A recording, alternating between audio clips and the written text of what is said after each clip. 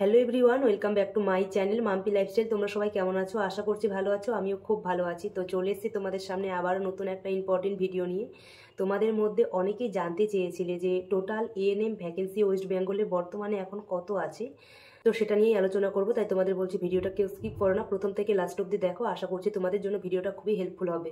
আমি যে তোমাদেরকে এখন ভ্যাকেন্সিটা সম্বন্ধে বলবো সেটা যে একদম অ্যাকুরেট হিসেব সেটা আমি কখনোই বলবো না, কারণ গোটা ওয়েস্ট বেঙ্গলে যতগুলো ডিস্ট্রিক্ট আছে সমস্ত ডিস্ট্রিক্টে কত কি ভ্যাকেন্সি আছে সেটা আমার পক্ষে কোনোভাবেই বলাটা সম্ভব নয় বা জানাটাও সম্ভব নয়।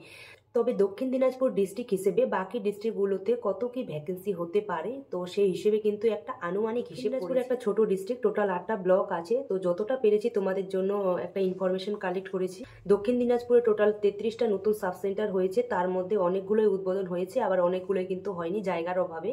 তো যে সমস্ত সাব সেন্টারগুলো উদ্বোধন হয়েছে তো সেখানে কিন্তু এখনো অবধি কোনো ফার্স্ট এএনএম ডিরেক্ট পোস্টিং হয়নি। যেই সমস্ত সাব সেন্টারে দুজন করে এএনএম আছে, ফার্স্ট এএনএম সেকেন্ড এএনএম, তো সেই জায়গা থেকে যে ফার্স্ট এএনএম আছে তাকে কিন্তু আপাতত ডিটেলমেন্টে সেই নতুন সাব সেন্টারে কিন্তু দিয়েছে, এরকম কিন্তু আছে। মানে আমি যতটা ইনফরমেশন নিয়েছি, আমাদের বাড়ির পাশে যে সাব সেন্টার আছে সেম সেই সাব সেন্টারেও কিন্তু ফার্স্ট এএনএম দিদিকে ডিটেলমেন্টে অন্য জায়গায় দেওয়া হয়েছে, এরকম কিন্তু হয়ে আছে। তো এইভাবে কিন্তু নতুন 33টা সাব সেন্টার ভ্যাকেন্ট আছে।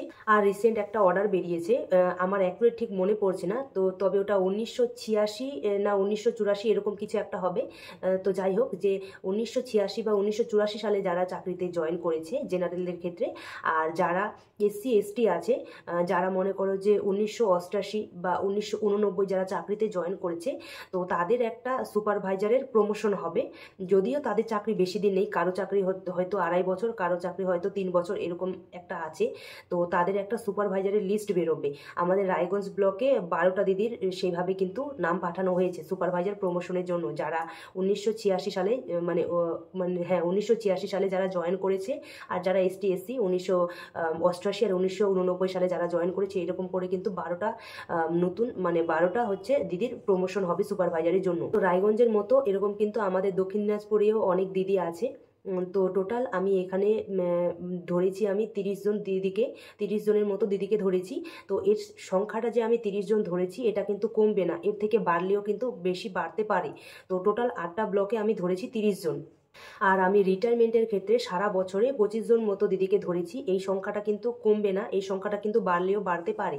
তো সেই হিসেবে নতুন সাব সেন্টার ধরে, সুপারভাইজারের 30 জন প্রমোশন ধরে, আর আমি রিটায়ারমেন্টে সারা বছরে ধরেছি আমি 25 জন। তো টোটাল হয়েছে 88 জন।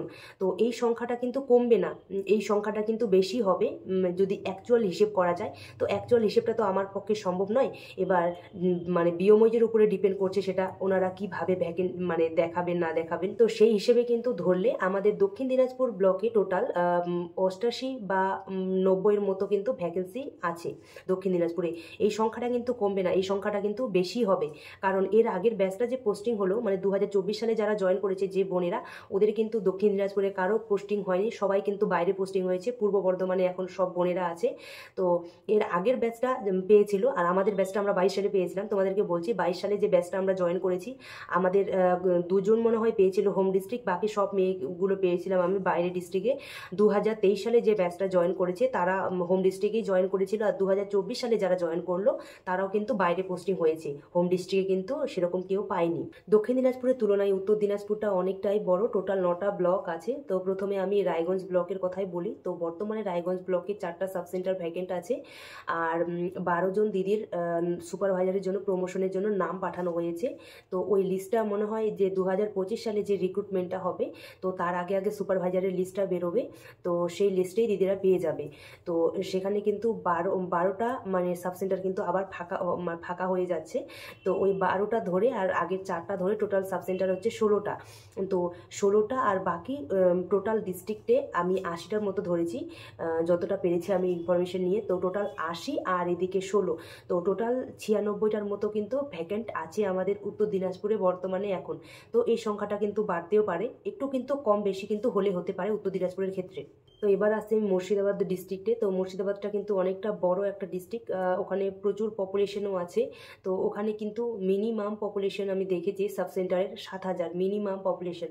বাকি সবার পপুলেশন কিন্তু 10,000, 12,000, 8,000, 20,000, এমনকি 27,000 পপুলেশনেও কিন্তু মেয়েরা কাজ করছে।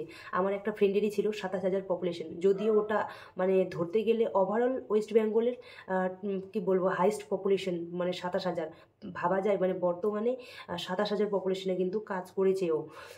তো যেখানে আমাদের গাইডলাইনে আছে পার এএনএম মানে 5,000 পপুলেশনে কাজ করবে। তো সেই জায়গায় কিন্তু দাঁড়িয়ে এখনও দিদিরা প্রচুর পপুলেশনে কাজ করে যাচ্ছে। তো সেখানে কিন্তু প্রচুর নতুন সাব সেন্টারের প্রয়োজন। তো জানি না অ্যাকচুয়াল কতগুলো সাব সেন্টার নতুন হয়েছে, তো তবে সেই ডিস্ট্রিক্টে কিন্তু প্রচুর ভ্যাকেন্সি আছে। মুর্শিদাবাদটা অনেকটা বড় একটা ডিস্ট্রিক্ট। তো সেখানে আমি বছরে টোটাল ভ্যাকেন্ট আর হচ্ছে রিটায়ারমেন্ট প্লাস হচ্ছে প্রমোশন সুপারভাইজার ধরে টোটাল আমি ওখানে ভ্যাকেন্ট ধরেছি 200 জনের মতো। তো এবার বলছি আমি তোমাদের বসিরহাট এসডি সম্বন্ধে। যেহেতু আমি ওখানে প্রায় 2 বছরের কাছাকাছি জব করে এসেছি, তো সেই জন্য মোটামুটি কিন্তু আমার একটা জানা আছে আর কিছু জেনেছি। তো ওখানে বসিরহাট এসডির আন্ডারে টোটাল ব্লক আছে 10টা ব্লকে মোটামুটি কিন্তু প্রমোশনাল রিটায়ারমেন্ট আর হচ্ছে ভ্যাকেন্ট ধরে সেই হিসেবে কিন্তু মোটামুটি কিন্তু 90 থেকে 100টার মতো কিন্তু ভ্যাকেন্ট এখনও পড়ে আছে।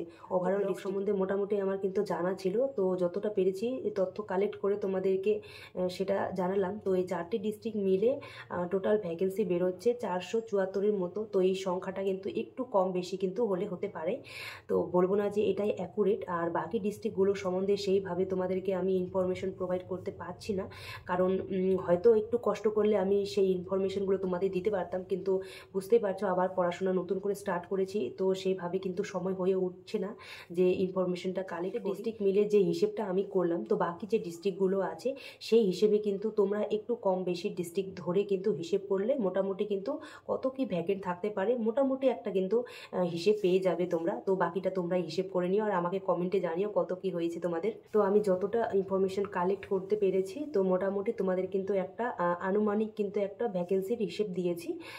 তো আর বাকি ডিস্ট্রিক্টগুলো সম্বন্ধে হয়তো একটু খাটলে হয়তো ইনফরমেশনটা মোটামুটি পেতাম, তো সেইভাবে যেহেতু সময় হয়ে ওঠা, তো সেই জন্য আমি পারিনি।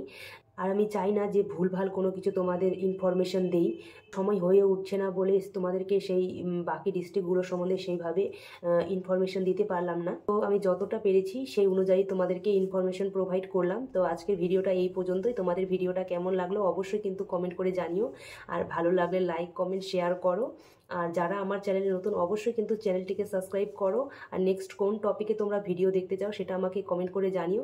তো দেখা হচ্ছে নেক্সট কোনো ভিডিওতে। ততক্ষণে সবাই ভালো থেকো, সুস্থ থেকো, বাই।